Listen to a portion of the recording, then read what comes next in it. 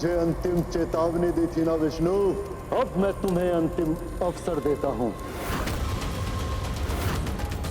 निकाल सको तो खींचकर निकाल लो महादेव को मेरे उधर से।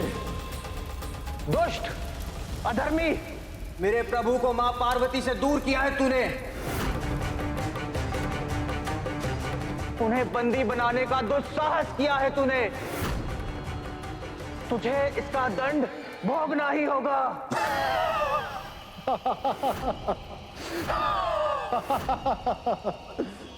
स्वयं महादेव का वरदान प्राप्त है मुझे।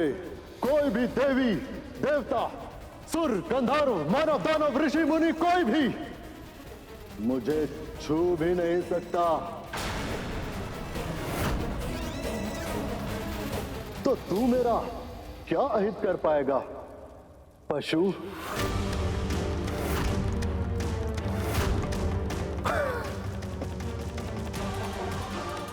अहंकार वश ही सही, मगर तूने शिव के सबसे बड़े भक्त को मार्ग सुझा दिया।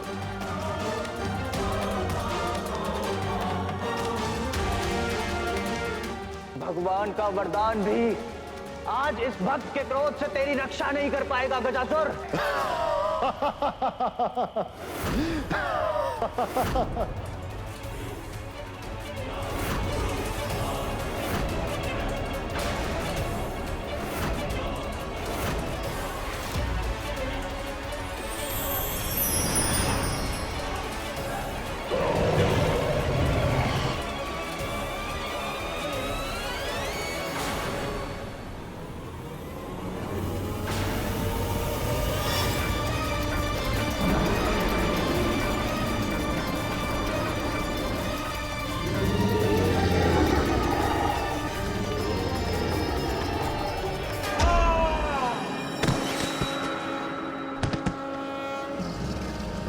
तुमने ये वरदान मांगा कि किसी देवी, देव, दानव, असुर, गंधर्व, मानव, ऋषि मुनि कोई भी तुम्हारे प्राण नहीं हर सकता, लेकिन ये नहीं मांगा कि कोई पशु भी नहीं मार सकता।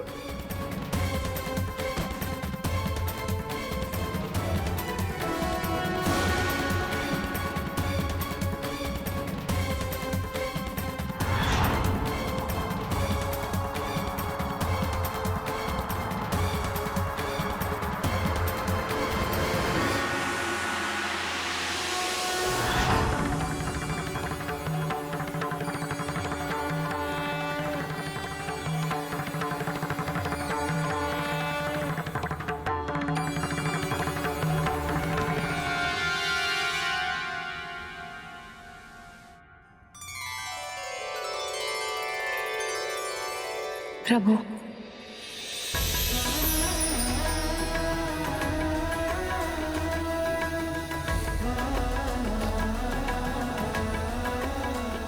क्या हुआ माँ?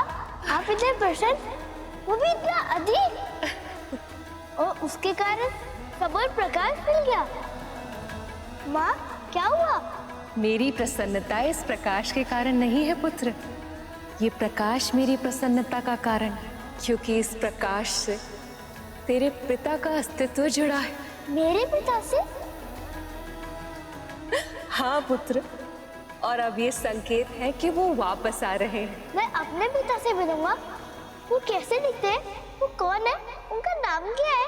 पुत्र, मैं तुझे सब कुछ विस्तार में बताऊंगी, परंतु अभी मुझे स्नान के बाद अपनी पूजा समाप्त करनी है। तब तक मैं क्या करूँ माँ? कुछ ऐसा दीजिए ना कि मैं आपकी सेवा कर सकूं। आ मेरे साथ।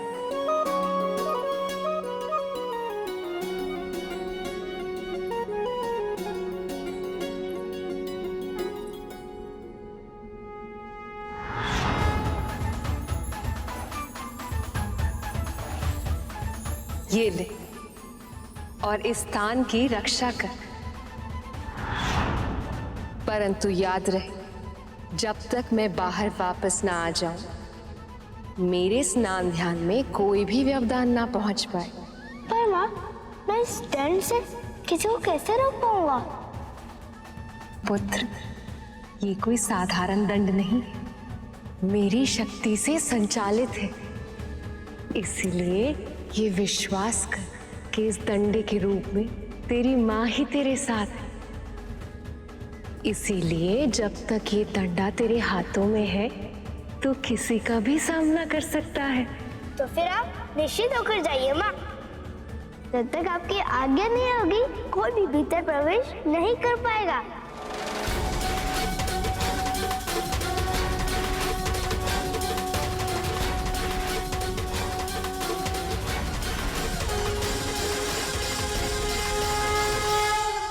मुझे क्षमा कर दीजिए प्रभु। माता से दूर करके मैंने बहुत बड़ा पाप किया है। अपने भगवान को कष्ट पहुंचाया मैंने। तुम्हारी इच्छा अनुचित थी गजासुर, और इसीलिए अपनी महत्वाकांक्षा को पूरा करने के लिए तुमने जो मार्ग चुना वही तुम्हारे पतन का कारण सिद्ध हुआ। परंतु जो भी हो, तुम हो तो मेरे भक्त ही, इसलिए मैं तुम्हें क्षमा करता हूं गजासुर। और यही नहीं, तुम अमर होना चाहते थे, अब मैं तुम्हारी ये इच्छा भी पूरी करूंगा। तुम्हारे चर्म को वस्त्र की तरह धारण करूंगा मैं, ताकि अनंत काल तक ये संसार तुम्हें सदैव स्मरण रखे। आप दया निधान है प्रभु। आपकी सदा ही जय हो।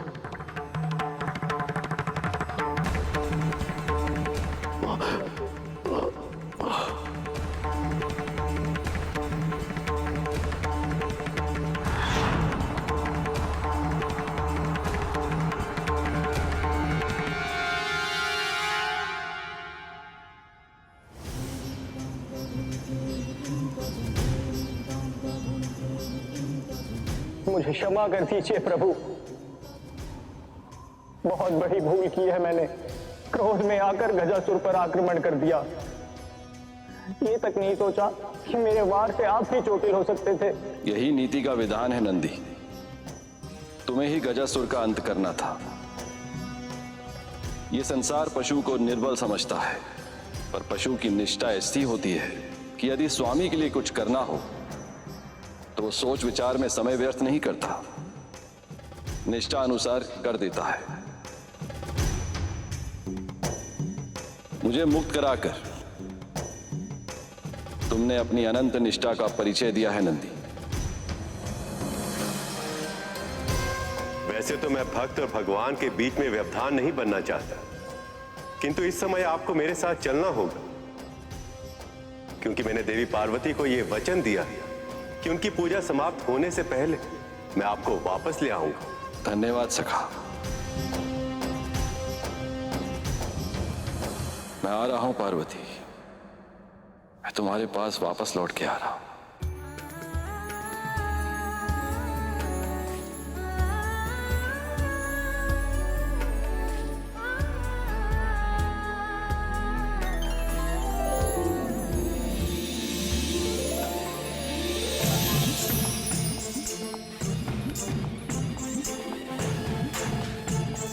जहाँ एक और कैलाश में बालक गणेश अपनी माँ के आदेश का पूर्ण निष्ठा से पालन करने को प्रस्तुत थे। चाहे कुछ भी हो जाए, मेरे रहते अंदर कोई भी प्रवेश नहीं कर सकता। वहीं दूसरी ओर महादेव भी अपनी अर्धांगिनी, अपनी प्रिय देवी पार्वती से एक बड़े विधा के पश्चात मिलन हेतु कैलाश में प्रवेश कर चुके थे। नंदी, प्रभु इतने तीव्र गति से चल रहे हैं, बहुत प्रयास करने पर भी हम उनके पग से पग नहीं मिला पा रहे। इस समय प्रभु के मन में माँ से मिलने की इतनी तीव्र इच्छा है कि उनके पाँव की गति आंधियों के वेग से भी अधिक हो गई है। ऐसे में हमारा पीछे छूटना तो स्वाभाविक है श्रृंगी।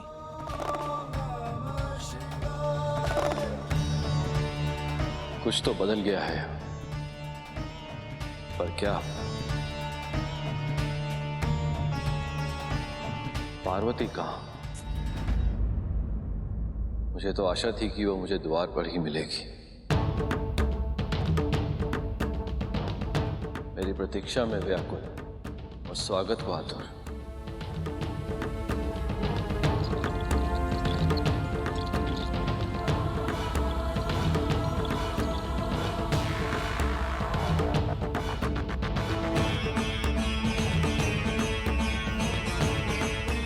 कौन है जो यहाँ चले आ गए हैं?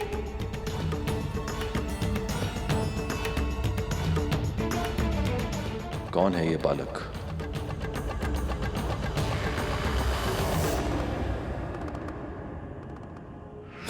परंतु याद रहे, जब तक मैं बाहर वापस ना आ जाऊं, मेरे स्नान ध्यान में कोई भी व्यवधान ना पहुंच पाए।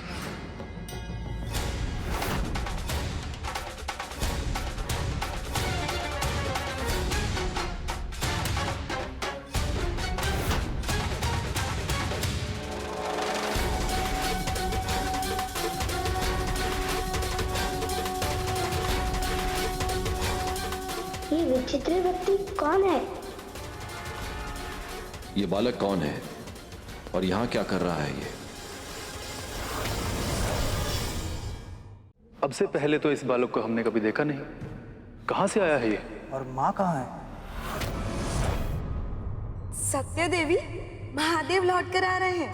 यह सोच के तो आपका मुख और खिल उठा है। अब तो आपको कोई श्रृंगार करने की आवश्यकता ही नहीं है। पर हम आपको बिना श्रृंगार के रहने देंगे क्या? हम तो अपने हाथों से सजाएंगे। आज आपके पुत्र का जन्म हुआ है, इसलिए आज का ये दिन आपके लिए और महादेव के लिए बहुत ही विशेष है। और इसीलिए आज का ये दिन हम एक उत्सव की तरह मनाने में कोई कमी नहीं रहने देंगे। महादेव जब पहली बार अपने पुत्र को देखेंगे तो कितने प्रसन्न होंगे वो।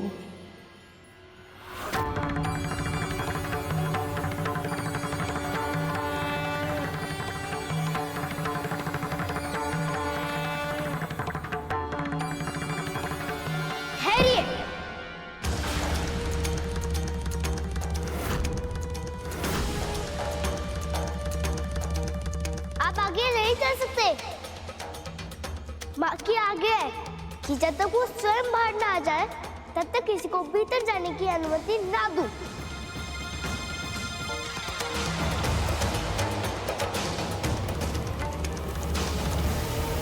रुकिए।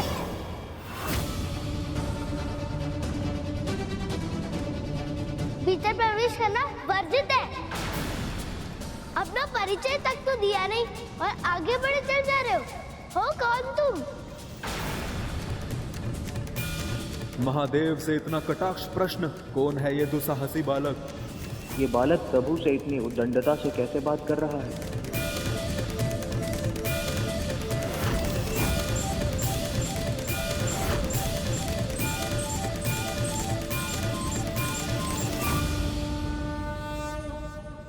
लगता है कोई भिक्षु को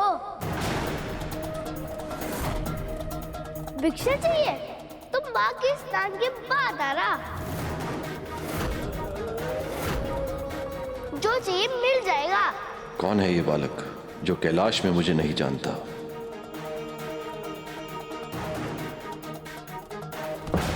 सुना नहीं? तुम्हें आगे बढ़ने की आज्ञा नहीं है।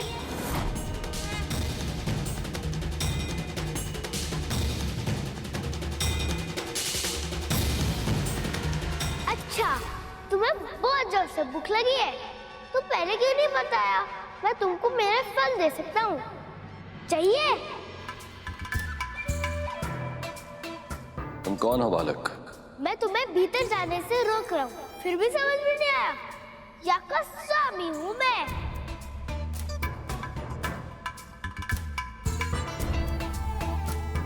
ये तो स्वयं को कैलाश का स्वामी कह रहा है। इतना तो साहस, और वो भी महादेव के सामने। और तुम मेरे द्वार पे आए हो, इसलिए तुम अपना परिचय दो। कौन हो तुम? कहाँ से आए हो? मैं तो कल्पना भी नहीं कर पा रहा हूँ कि भगवान गणेश ने अपने पिता महादेव से ऐसे प्रश्न किए होंगे, इस ढंग से बात की होगी।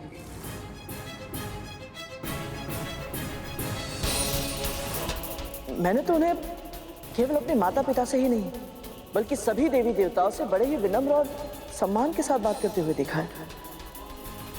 स्वयं परब्रह्म स्वरूप है वो, फिर भी उन्हें इस बात का तनिक भी अभिमान नहीं। फिर ऐसा इसलिए कर क्योंकि तुम उस समय की बात कर रहे थे जब उन्हें इस बात का आभास नहीं था कि उनके माता पिता कौन और वो स्वयं कौन। हम जिस समय की कथा कर रहे हैं उस समय तक गणेश भगवान गणेश नहीं बने थे। ना तो उन्हें अपनी वास्तविकता का आभास था और ना ही अपने पिता की पहचान का ज्ञान। वो तो केवल अपनी मां को जानते थे। वो इस बात से अज्ञात थे कि उनके सामने जो देव है वो उनके पिता है और उनका अपमान करना मतलब क्रोध को आमंत्रण देने के समान था। मैं कौन हूं, मैं कहां से आया हूं? वैसे तुम मुझे किसी भी नाम से पुकार सकते हो, सब नाम मेरे ही तो हैं। तो तुम्हारा भी कोई नाम नहीं है, मेरा भी नहीं है। मेरी माँ ने अभी तक नहीं रखा। तुम रहते कहाँ? घर कहाँ है तुम्हारा? ये महादेव का ही घर है बालक। मैं सर्वव्यापी हूं, सृष्टि के कण कण, फिर चाहे वन हो या नगर, फिर चाहे गांव पर्वत हो या शमशान, सभी स्थान मेरे ही घर हैं। ये समझ लो कि ये संसार मेरे घर की धरती है और ये आकाश मेरे घर की छत। वैसे ये कैलाश भी मेरा ही घर है। अब तक तो मैं तुम्हें भिक्षुक समझ रहा था और तुम तो बहरूपी निकले। ए बालक, प्रभु तुम्हें बालक समझ के मुस्कुरा रहे हैं। जिन्होंने संसार को सब कुछ दिया, इस सृष्टि के कल्याण के लिए अपना सब कुछ त्याग दिया, उन्हें कभी भिक्षुक कहते हो तो कभी बहरूपिया। अरे लज्जा आनी चाहिए तुम्हें। तुम कह रहे हो इसलिए मैं मान लूं। ये सब कुछ संसार को देते हैं जिनके पास ना तो ढंग के वस्त्र है और ना तो कोई रहने का स्थान।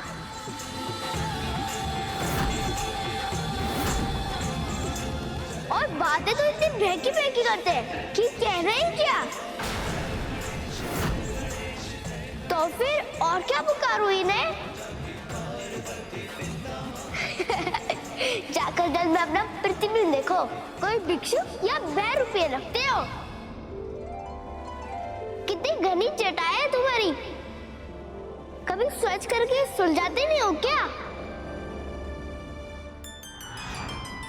और विडंबना यह है कि जिस समय वो बालक महादेव से ऐसे प्रश्न कर रहा था, उस समय मां पार्वती अपना श्रृंगार करते हुए भी महादेव के ध्यान में ही रमी थी और उनकी स्तुति करते करते उस बालक के प्रश्नों के उत्तर दे रही थी। परंतु वो बालक अपने अज्ञान और अभिमान के कारण उन्हें सुनने में असमर्थ था। ये केश उन्हें बहुत प्रिय है, जिस तरह मुझे प्रिय है मेरे महादेव की जटाएं, क्योंकि वो शुद्धता के प्रतीक है। महादेव ने अपनी जटाओं में गंगा को बांधकर उसे भी पवित्र कर दिया है। तभी तो महादेव की जटाओं के एक सिरे से जो गंगा निकलती है और जब वो धरती पर जाती है तो उसमें स्नान करने वाले सभी के पाप धुल जाते हैं। और ये ललाट के बीच में आँख क्यों है? दो आँख देखने के लिए कम कर रही थी क्या? स्वामी का तीसरा नेत्र इस बात का प्रतीक होता है कि हम जो दो आंखों से देख पाते हैं वो सदैव सत्य नहीं होता।